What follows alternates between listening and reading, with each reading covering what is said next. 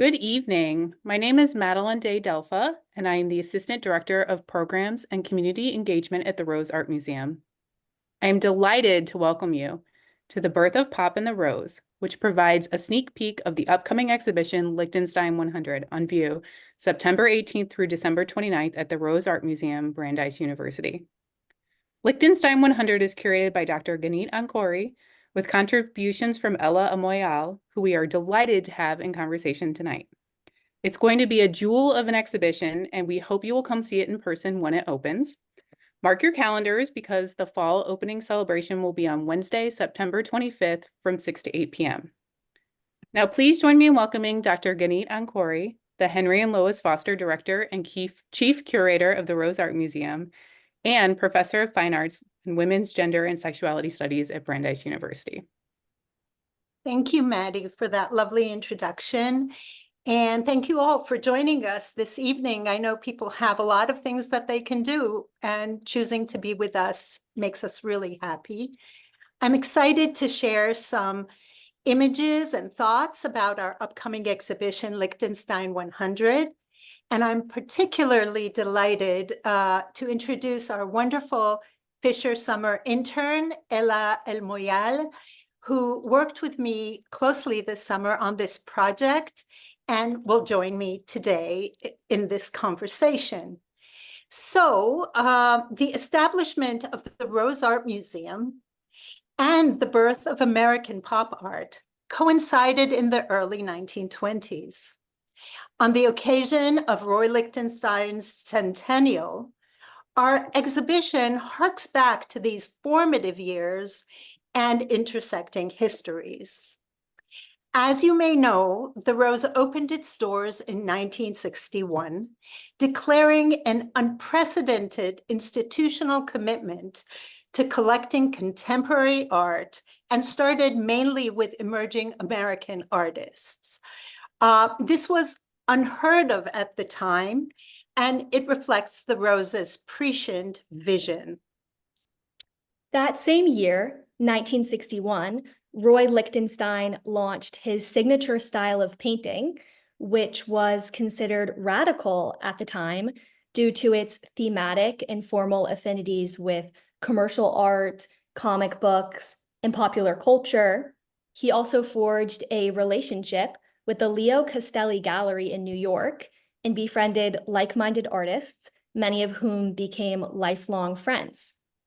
And you see a girl with ball at the Leo Castelli Gallery, one of the very first pop artworks that Lichtenstein made, and he's holding it up with Leo Castelli.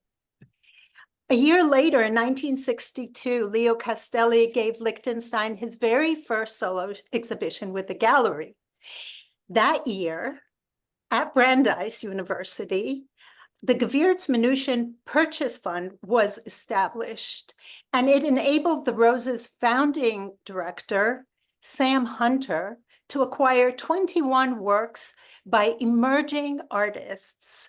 The fund was $50,000 with the stipulation that no single work could be acquired for more than $5,000. And most of the works you will see were actually acquired for much less. Among the works was Lichtenstein's monumental painting, Forget It, Forget Me, completed just a few months before Hunter purchased it directly from Leo Castelli. And this work is the kind of core of our exhibition. Other artists brought into the collection at that time include Andy Warhol, Jim Dine, James Rosenquist, Robert Rauschenberg, Klaus Oldenburg, and Ellsworth Kelly. They were all innovative, young, relatively just starting out artists, but since they have become world-renowned. Select works by Lichtenstein's friends, like all the pieces that we just showed, are on view in the exhibition. And we decided to let them accompany Lichtenstein at the Rose much like they did when they were young artists in New York. Whereas most museums continued to favor European art traditions and disregarded pop art as a passing phase, the Rose Art Museum led the way with pioneering acquisitions, becoming one of the very first museums to acquire a Lichtenstein pop painting and pop art in general. While art historians often position pop art and minimalism as opposite modes of representation, defining one style as figurative and the other as abstract, the works assembled in this exhibition point to overlooked affinities between many of the artists working in the 1960s. Despite the clear differences, the paintings of Ellsworth Kelly and Roy Lichtenstein shared traits like vibrant primary colors, pictorial flatness, and compositional unity. Forget It, Forget Me, the iconic painting at the heart of this exhibition, is one of the first works Roy Lichtenstein created in his signature pop art style.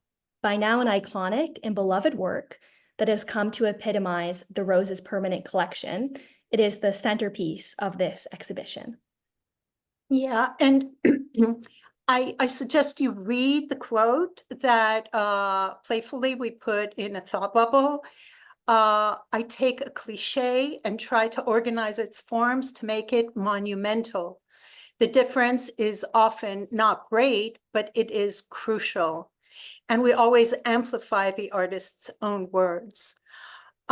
So the painting is based on a single panel from the July 1962 issue of the comic book Young Love, on display in the exhibition in a nearby case. Here you see the cover and page 4.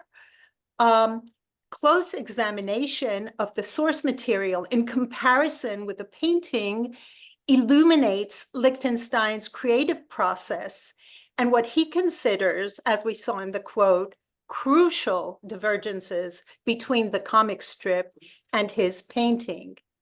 So please note that this is much larger.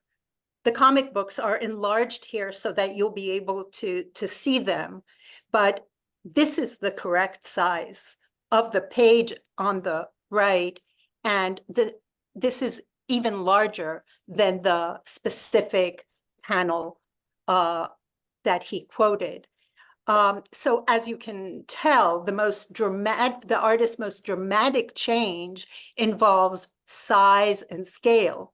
The minuscule comic panel, one of 6 on a single page, was enlarged by over, get ready for it, 5,000% to create this truly monumental standalone painting.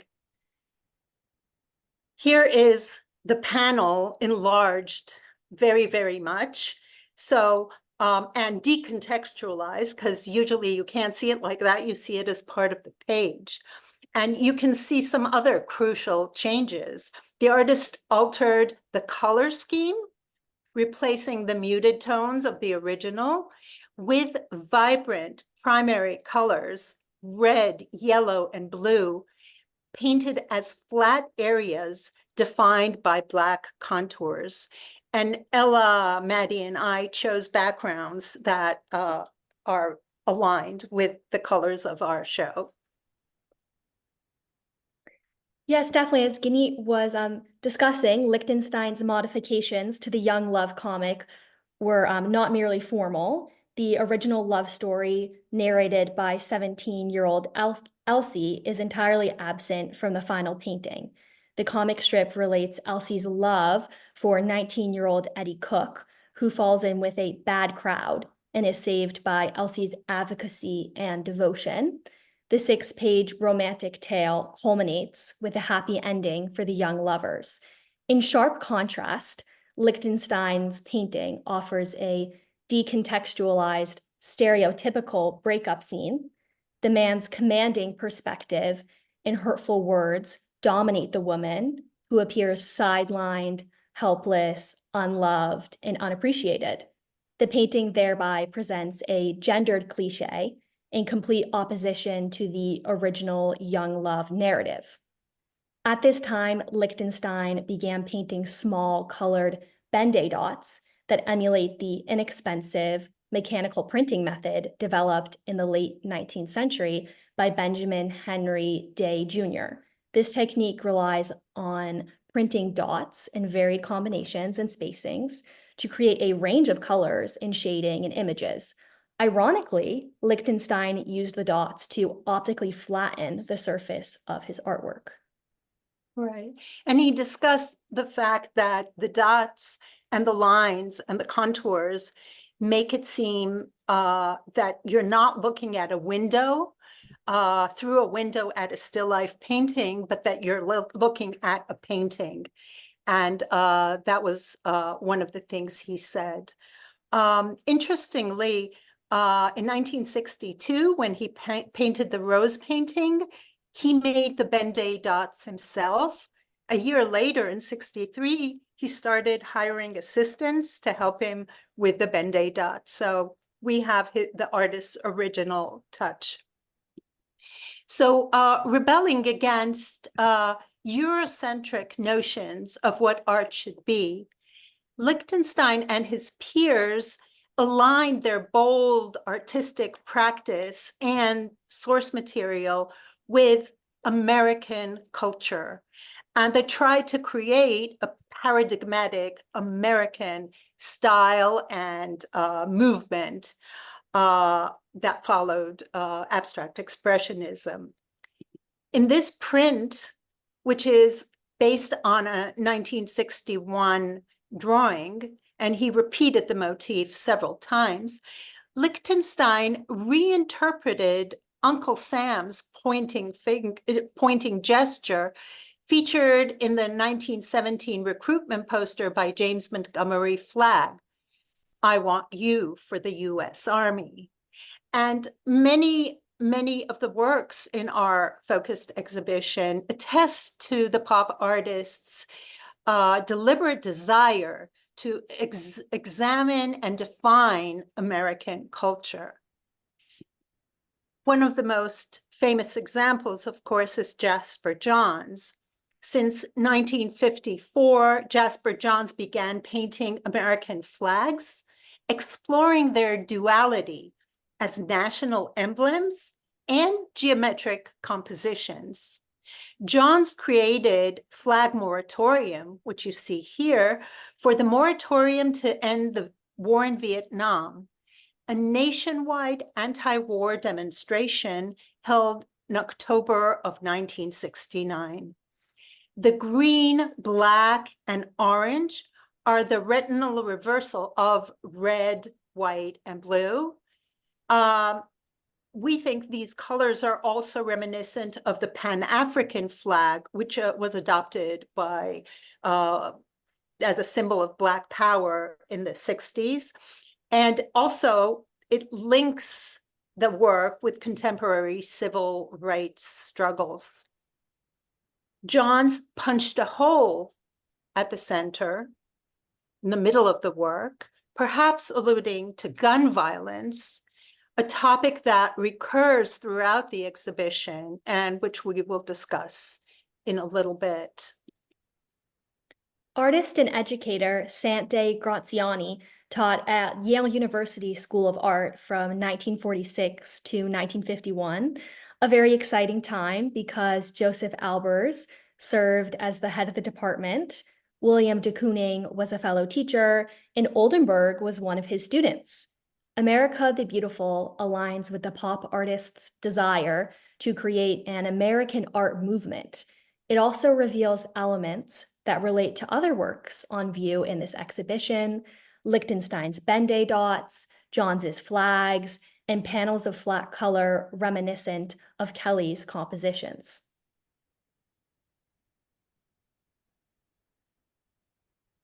So the 1960s were, especially in America, but worldwide, but in America, they were subsumed by political turmoil. And although pop art is often perceived as ironic, detached, playful, fun, many of the works in the show reveal the undeniable impact of the decade's violent history. And I want you to notice the quote that we have here. Lichtenstein says, "I was very excited about and interested in the highly emotional content, yet detached impersonal handling of love, hate, war, etc. in these cartoon images." So in Young Love, you know, in Forget It, Forget Me, the topic is love. Here we see an example where the topic is violence here as well. But the technique, the formal elements are fun and cool. And I think that sometimes the more emotional the content, the more you need to distance yourself from it. So these artists are living through the 1960s that are really difficult, and we'll still talk about it, where there's so much violence, and they relate to violence, but they do so in a way that will allow them and their audiences to look at it in some way. So the distancing effect is because it's so close to them, not because they're really distant. And in many of his quotes, Lichtenstein says, it's seemingly unaffected, it's seemingly detached, but of course it isn't. So we have some quotes that kind of support this reading. So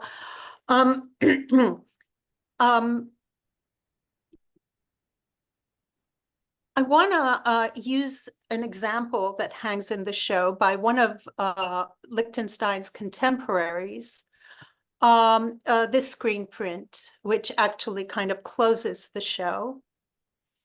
Andy Warhol projects a national tragedy, the assassination of President John F. Kennedy, onto the lone figure of Jacqueline Kennedy, in a kind of pretty print. So we have a traumatic national event, and then we have this portrait of a rather glamorous woman. Seems to be a paradox, but we're seeing that it isn't, that it's quite characteristic of a lot of these works.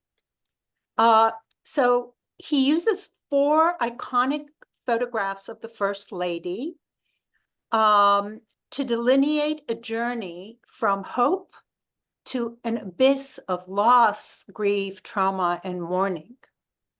The original uncropped photographs captured Jackie accompanied by others, and we'll see them and also note what Warhol does to create this, how he changes it. And I want to remind us of the Lichtenstein quote that says that the changes may not seem great, but they are crucial. So Jackie, I'm going to show you the photographs from the bottom left corner going clockwise. In the first photograph, Jackie is seen in this really well-known photograph. All of the photographs were published by Life magazine and very, very widespread. You see her smiling with her husband, President Kennedy. He's by her side, and it's upon landing at Love Field Airport in Dallas on November 22nd, 1963. So just hours before the assassination. Right here. The second photograph that he used is from later the same day, after the assassination. Jackie in shock, blood staining her pink suit on board Air Force One. She's seen overcome with sorrow, with Vice President Lyndon B. Johnson as he takes the oath of office after the assassination of President Kennedy. And we know that Jack Kennedy's body, lifeless body, was in the airport at that time, on the aircraft at that time. Note that the image is reversed. This is because of the printing technique. And note how he crops it, so we don't see everything. It's not a narrative. We only see the face of Jackie Kennedy. The other two photographs, here and here, were taken on November 25th. And they show the 34-year-old widow shielding her two small children as they pay respects to their father, the slain president. And this is one of them where she's veiled with Bobby Kennedy at her side and Ted Kennedy on the other side.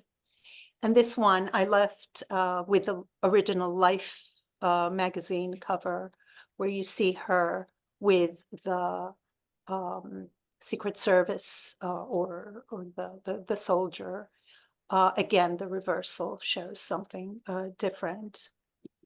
So this is the photograph that was found in Warhol's studio. And we love these images that really give us an insight into an artist's studio practice. You saw the original photographs, just like you see the original comic books, and then you see the decisions that an artist makes. Here, the decision is to focus only on her face and to choose the works that he thinks are best suited to do what he wants, which is to focus on her stoic face in order to create kind of a national icon.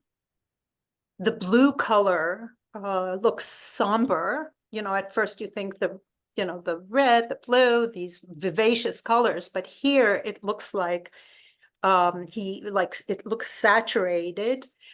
And she becomes a national icon of loss, trauma, but also dignity. So we see that these pop works that seem to be playful are often really serious and capture the moment, the zeitgeist, and carry it into history. Roy Lichtenstein created two covers for Time magazine. The first cover, from May 24th, 1968, features presidential candidate Robert Kennedy, and it was made less than a month before his assassination. Kennedy's head is surrounded by a yellow shape that resembles both a halo and an explosion. It's almost like an omen signaling his impending death. Right. And again, this is before his death. We see the Ben-Day dots. We see these, if it was a comic book, it would say flash or boom or one of those things. And it really seems prescient when we look at it. And these Time magazine covers are also on display. The second cover, which was designed by Lichtenstein after the assassination, for the June 21st, 1968 cover story of Time magazine. The cover story is called "The Gun in America," as you see here. And I don't know if you, there was a CNN documentary about just the year 1968, We talked about the 1960s as filled with political violence, and we talked about the assassination of President Kennedy. But these years, the tragic political violence really subsumed these years and came to a crescendo in 68. Think about the Vietnam War, violence against anti-war and civil rights protesters, and of course, the political assassinations of so many leaders. Think of Malcolm X, Reverend Martin Luther King, and both John and Robert Kennedy. So we see that there is another layer of meaning behind the Ben-Day dots and the nice, clean, playful, cartoon-like forms. The Time magazine covers also demonstrate the reciprocal relationship between pop art and popular culture. Lichtenstein's art mines comic books in order to create his monumental paintings. Here, he uses his artistry to compose covers for magazines. Right. And we aren't using the terms high and low or art and mass production, because one of the things that the pop artists did was question those categories and those hierarchies and kind of blur the boundaries, as Ella suggested. So I want to thank Ella for joining me today and for all your wonderful contributions to the exhibition and that we put together. And I want to thank Maddie and Minen for organizing the program. And I mainly want to thank all of you for choosing to join us this evening. The exhibition, as you see, opens September 18th, but we will have a festive, public, fun opening on September 25th from 6 to 8 p.m. and everyone is welcome. I want to remind everyone that the Rose is always free. And on September 25th, actually on September 18th, we're opening 2 additional shows. One of them is called Face to Face, Portraits of Self and Other. It's a photographic portrait show. And the other exhibition is titled Hugh Hayden Homework. It's a absolutely stunning, monumental exhibition for the contemporary artist born in 1983 in Dallas, Texas, Hugh Hayden.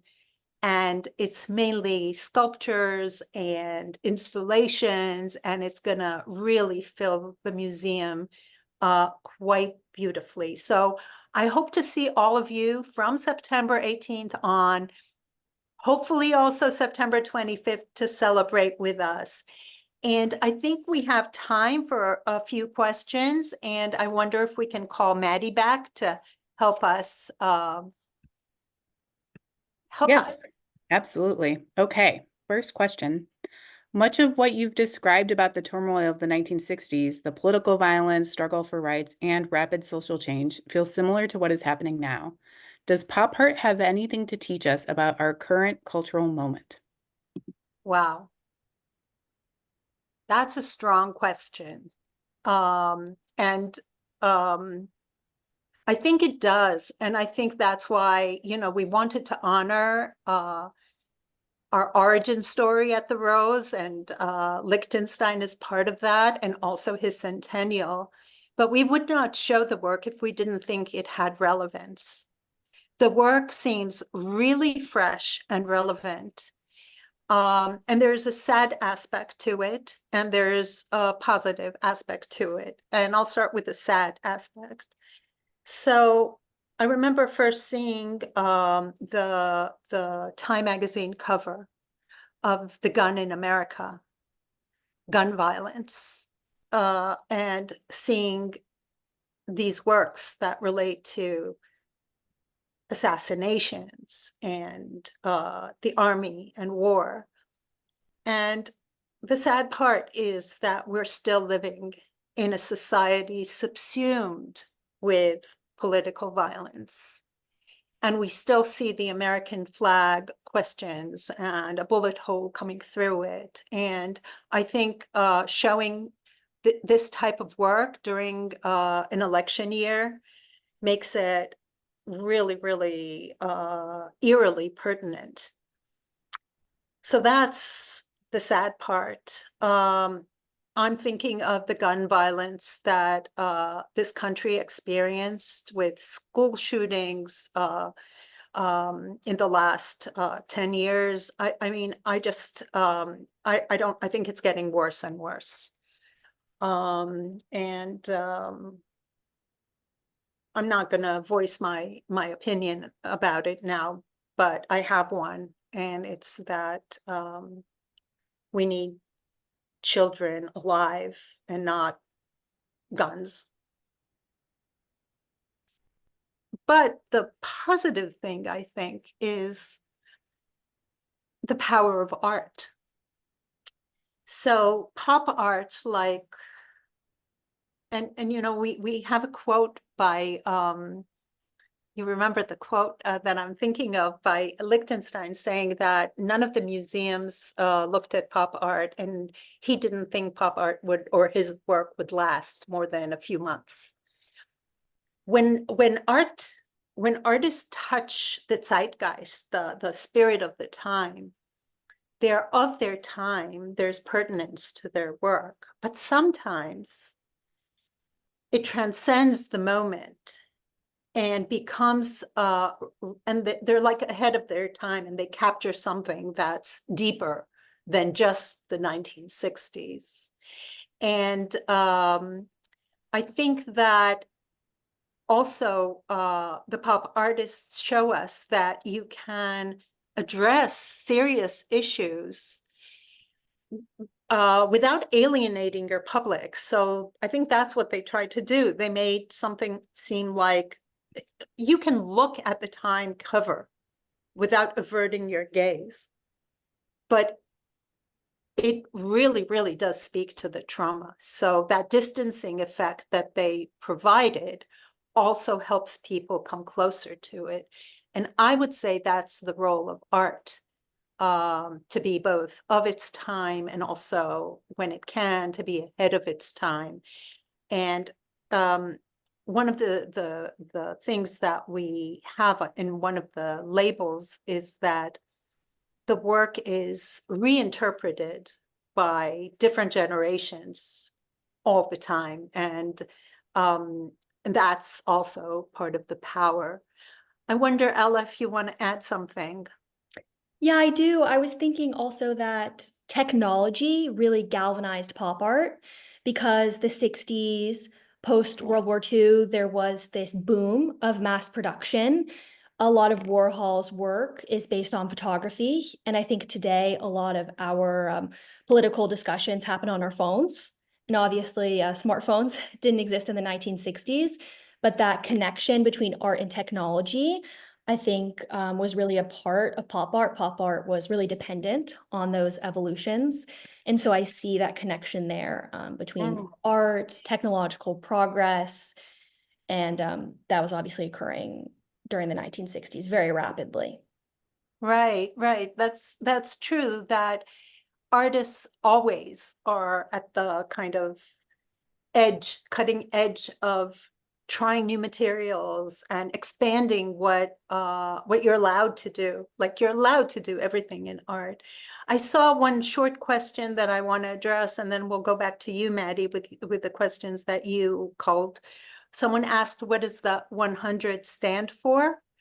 And the answer is that it's the centennial of Roy Lichtenstein. So in October, he has his well, he would have had his 100th birthday. So we're celebrating his centennial because we're part of his history as well. Okay, we have another, I think time for at least one more question. Has the Rose retained its pop art ethos?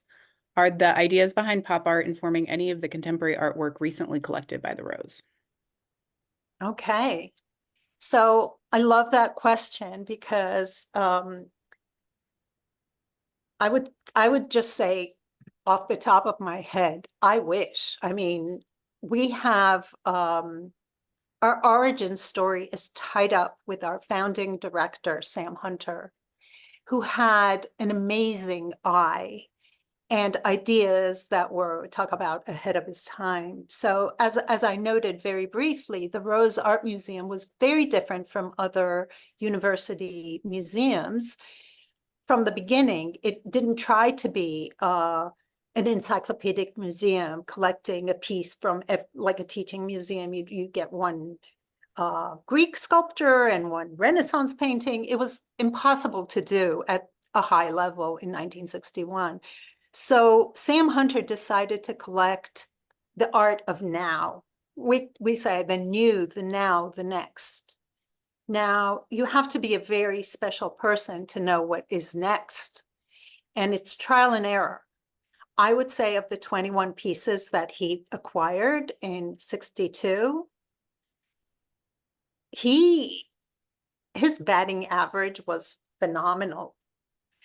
And we try to continue that. We are committed to investing in contemporary artists. When he was looking at it, he was looking at American artists specifically, because no one was collecting American art. All the museums were looking at Europe and the artists as well. Europe was the big thing. He started collecting American art, and that was the first decades. There was a focus on that. I think that in the 80s, and when the art world globalized, we started collecting contemporary art and emerging artists from around the globe. I think the technological innovations that Ella spoke of, and the way the globe, the art world and the globe shrunk in many ways, I think changed our focus in that way. But we still look to try, and I say this because sometimes everyone aspires to have that brilliance that Sam Hunter has. And I work with a collections committee made up of my board members. So we really, really try to look at contemporary art everywhere, emerging artists everywhere, and to try to spot the artist who we think has a future and makes a difference and is innovative. And in many ways, we are trying to find, the way that Sam Hunter found the pop artists of the 60s, we're trying to find those innovative artists of 2024. And I think that we do have a pretty cool record in the last years. I've been on the collections committee even before I was on was the director. So I've been on the Rose Board and the collections committee for over 10 years. And under Chris Bedford, for example, we were the first to acquire major works by Jack Whitten and Mark Bradford, and we gave both of them solo shows. And I even escorted Jack Whitten when he received an honorary doctorate at Brandeis University. And next year, he's going to have a big solo show at MoMA, and we're lending our work. So looking at Black abstract artists that were overlooked and undervalued is something that we did. We also were, I feel really, really fortunate that we acquired Jeffrey Gibson work long before he represented the United States in the Venice Biennale, one of the most important international shows. So when we looked at his work, I think it really relates to pop art in many ways. We actually hung it in our last show, and it was very close to Robert Indiana's Calumet, which related to Native Americans, and both had his was like a grid and Indiana's had circles. So they both had geometrical forms. They both had writing. So his said by any means necessary, and also had, Indiana was quoting a poem, but Jeffrey Gibson was quoting popular culture. It was house music. It was the lyrics of house music, and in pop colors, and these colors that for him related to the rainbow of, he's a gay indigenous artist. So it was his way of expressing that. And he also used materials that were not the traditional fine arts materials. He used beads, he used found objects, etc. So we are constantly looking for artists who are breaking boundaries and expanding what art can be. So yeah, it's different. And I think that we can connect to what Ella said about pop artists looking at different innovations like the printing press, etc., Ben-Day dots, different things like that. We look at video art, we look at art, computer generated photographs. In our photography show, you will see many, many works that use different techniques that were not available before. And the techniques become part of the message, part of another layer of meaning. I just want to have a shout out to, we have something called the Sam Hunter Committee that meets. It's a group of people who donate, and their donations are used to acquire works by emerging artists. Ella's helped me staff this committee. We need to start in September. We have a new season coming up, and there we use additional people to help us find these new voices. And in our shows, in our programs, in our acquisitions, we try to be diverse. We try to be very much open-minded, open eyes, open mind, open heart, of course, always. And we try to kind of ask and look and visit a lot of artist studios, the way that Sam Hunter bought some of the pieces directly off the studio walls. Go to see a lot of shows and fairs. So I love my job. I think our time is up, Maddie.